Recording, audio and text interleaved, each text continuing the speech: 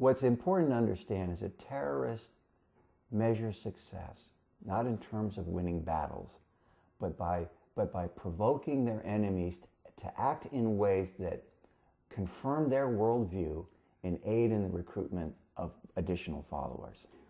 So, and part of the problem when the Bush administration declared its war on terror was that it elevated Al-Qaeda from being a bunch of thugs living in caves in Afghanistan into being a power that could rival and threaten our existential existence as a nation.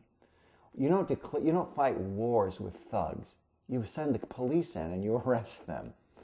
So, aggressive police action, in pursuit of criminals is the model that we should take with these kinds of, which are basically organized criminal syndicates. If we had dealt with them at that level at the beginning, they would not have created it or achieved the status that they had.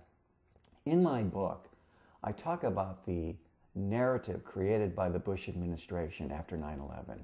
And I compare and contrast that with the narrative created by Al-Qaeda and Osama bin Laden. And what happens when you look at and compare those, you realize that both of these narratives are mutually sustaining, which means the actions of one validates the story of the other. And when that happens, you create a cycle of revenge and reprisal in which what happens is that every time one or the other acts, it just confirms the story of the other. Now, at best, that's a draw.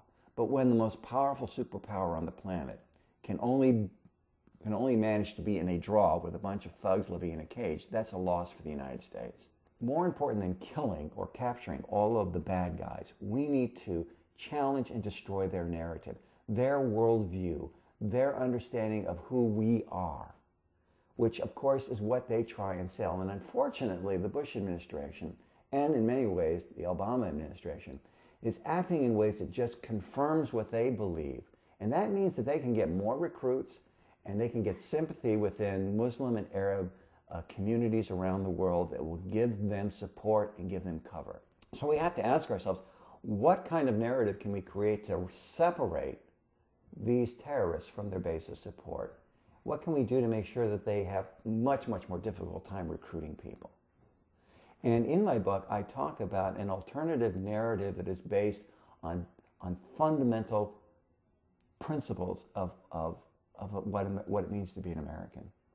In other words, I think instead of running away from the values and principles we hold dear, we need to use those and lift those values and principles up in a way that really, really show that there's no future with Al-Qaeda and the terrorists. And I talk about it in terms of one of the values and principles that we need to begin to embrace is equality under the law and the rule of law, which is fundamental, again, to our national character. But with the Bush administration, and to a large extent the Obama administration is running away from. And what that basically says is that regardless of who you are, everyone should be ruled by the same rules. Everyone should play by the same rules. So you cannot just walk away from international treaties or human rights, even when dealing with terrorists. And when we abandon our tradition of law, when we abandon our understanding of human rights and civil rights, the terrorists win. We are discredited.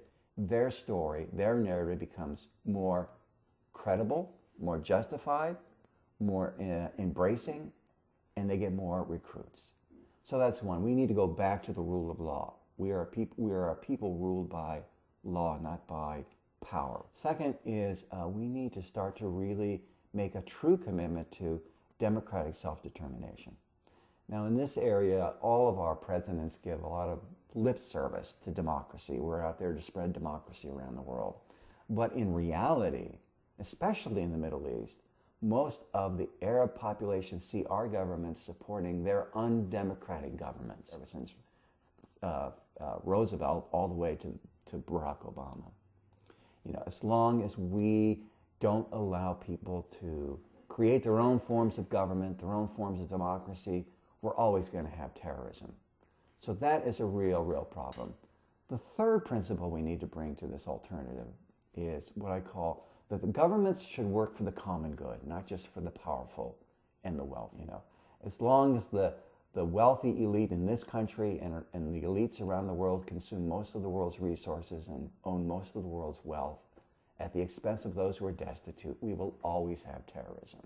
So we need to create international economic mechanisms that ensure that the wealth of this world is spread out in a way, distributed in a way so that all people can live with dignity.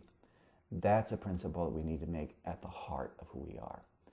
And the final principle that needs to be part of this alternative narrative is that tolerance and respect go hand in hand with peace and unity. At our best, as a nation, we understand that peace and unity is only possible when we tolerate and respect people of different cultures, different backgrounds, different religious beliefs, and different races. Now, our history is filled of thousands and thousands of examples where we have failed to live up to that ideal. But at our best, we understand that tolerance and respect are crucial to creating peace and unity. And unless in the world we begin to show respect and tolerance for people from different cultures, from different races, then I think we're always going to be facing terrorism in the future. People should be able to, we should not be imposing our Western white culture on indigenous peoples around the world.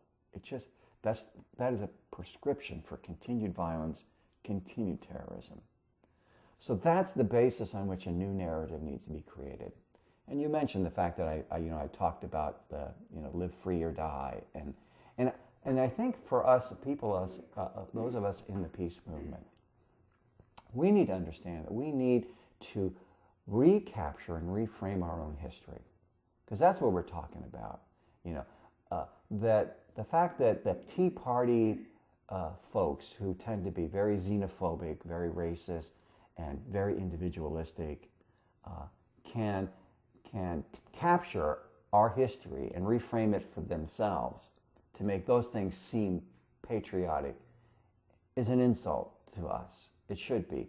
So the goal for us and our task is to recapture the history of the United States from the people's level, as Howard Zinn does in his book, The People's History of the United States, and begin to see that our struggle for the common good, for tolerance and respect, for democratic self-determination, and for the rule of law, these things are part of who we are, beginning with our ancestors who founded this country.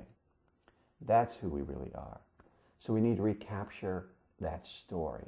We need to tell that story so that our children and our fellow citizens can see that when we call for things like an end to torture, we are calling for a return to who we really are, and that's crucial.